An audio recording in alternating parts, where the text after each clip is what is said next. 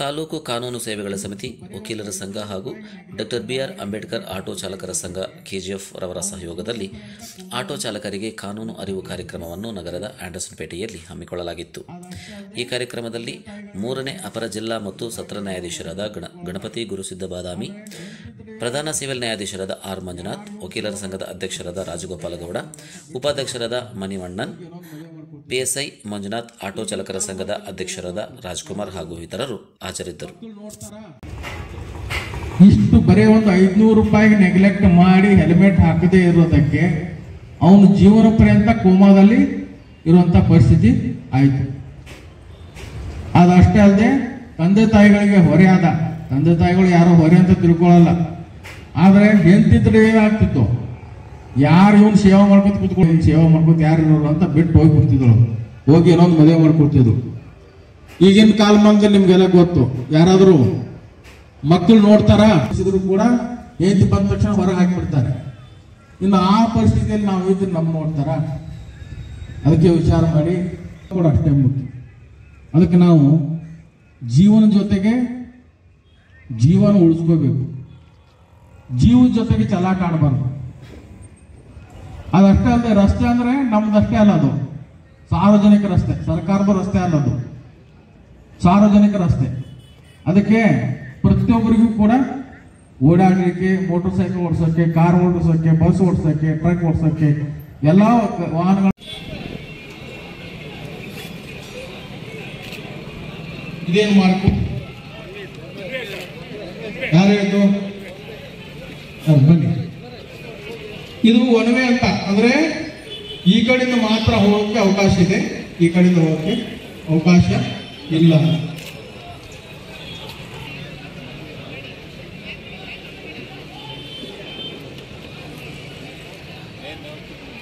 ಈ ಮಧ್ಯದ ಒಂದು ಅಕ್ಷರ ಇರುತ್ತೆ, ನಾನು ಬರಲ್ಲ, ನೀವೇ ಹೇಳ್ಬೇಕು ಏನಿದೆ ಅಂತ. ನಾನು ಕರೆಕ್ಟ್ ಆಗಿ ತೆಗೆದಿಲ್ಲ. ಯಾರಾಯ್ತು? ನವನ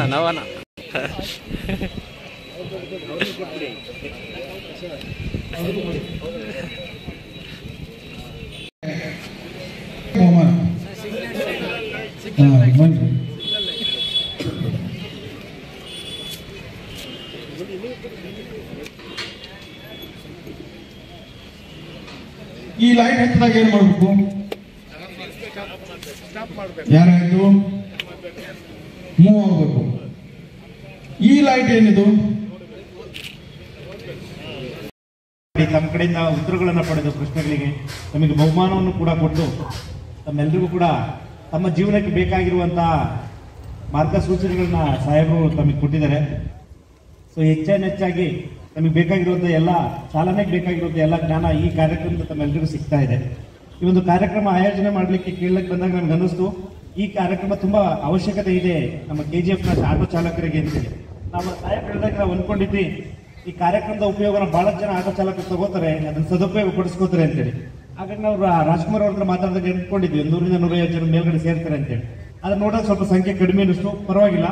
ಈಗೇನು ನಮ್ಮೆಲ್ಲರಿಗೂ ಗೊತ್ತಿದೆ, ಯಾವ್ದಾದ್ರು ಒಂದು ವಿಚಾರ ಒಬ್ರಿಗೆ ಗೊತ್ತಾದ್ರೆ ಅದು ಇಡೀ ಗಲ್ಲಿಗೆ ತಲುಪುತ್ತೆ, ಇಡೀ ಒಂದು ಏರಿಯಾಕ್ಕೆ ತಲುಪುತ್ತೆ. ಅದೇ ರೀತಿ ಇಲ್ಲಿ ಸೇರಿರುವಂತಹ ಎಲ್ಲ ಚಾಲಕ ಮಿತ್ರರು ಇಲ್ಲಿ ಹೇಳಿದಂತ ಎಲ್ಲ ವಿಚಾರಗಳನ್ನ ನಿಮ್ಮ ಸ್ನೇಹಿತರಿಗೆ, ನಿಮ್ಮ ಚಾಲಕ ವೃತ್ತಿಯಲ್ಲಿರುವಂತಹ ಸ್ನೇಹಿತರಿಗೆ ತಾವೆಲ್ಲರೂ ಹಂಚಿದ್ರೆ ಇಡೀ KGF-ಗೆ ಅದು ಪಸರಿಸಲಿಕ್ಕೆ ಸಾಧ್ಯತೆ ಇದೆ.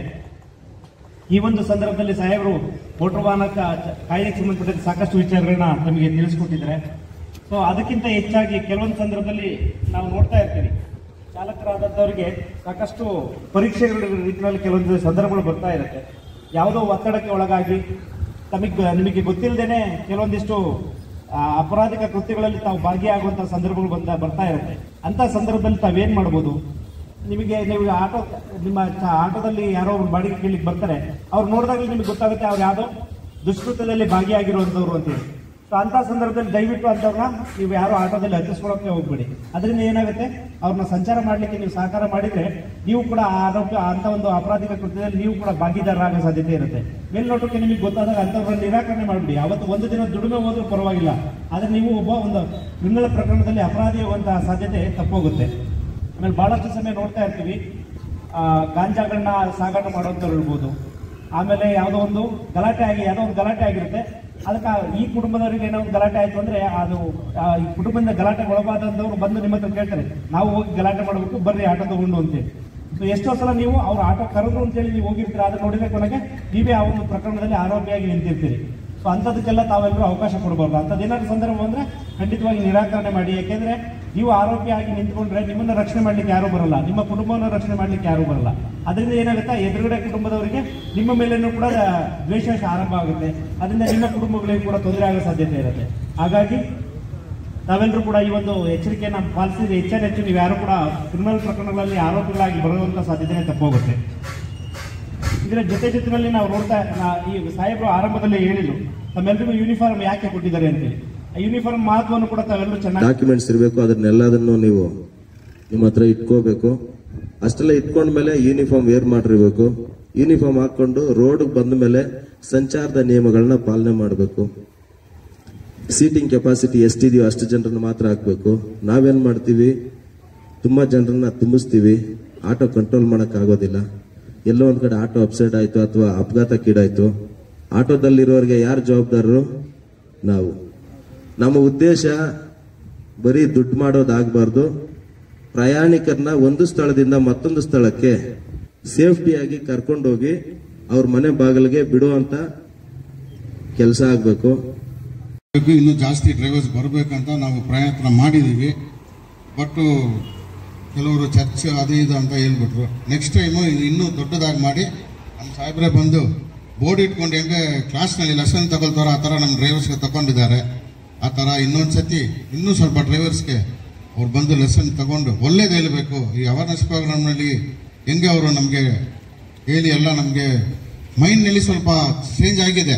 ಸಾಹೇಬ್ರು ಹೇಳಿರೋದೆಲ್ಲ ಕರೆಕ್ಟು, ನಾವು ಸ್ವಲ್ಪ ತಪ್ಪು ಮಾಡ್ತಾ ಇದೀವಿ, ಅದನ್ನ ಕರೆಕ್ಟ್ ಮಾಡಬೇಕಂತ ಹೇಳಿದ್ರು. ಕರೆಕ್ಟ್ ಅಲ್ವಾ? ಅದನ್ನ ಹೇಳ್ಕೊಂಡು ನಾನು ಮುಗಿಸ್ಕೊಳ್ತೀನಿ. ಜೈ ಹಿಂದ್ ಜೈ ಕರ್ನಾಟಕ.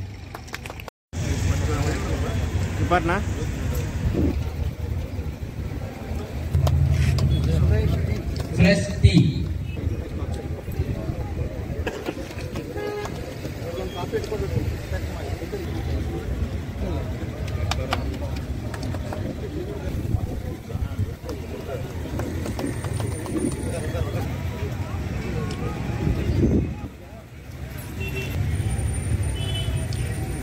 ಯೇಸುದಾಸ್ ರಾಮಮೂರ್ತಿ ಕಳ್ಳಿ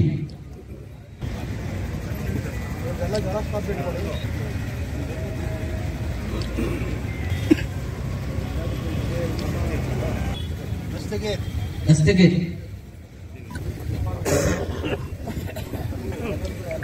ಯೂನಿಫಾರ್ಮ್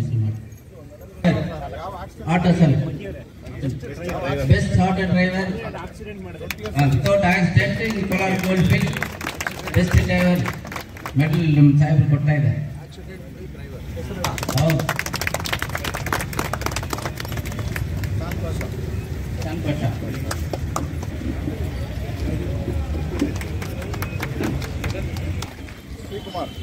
ಶಿವಕುಮಾರ್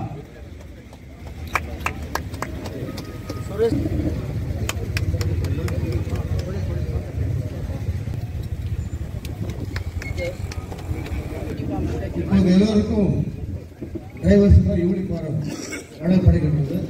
நம்முடைய மாநிலத்திற்கு கணபதி மாதன் அவர்கள் மற்றும் மத்தியநாத் நீதிபதி அவர்கள்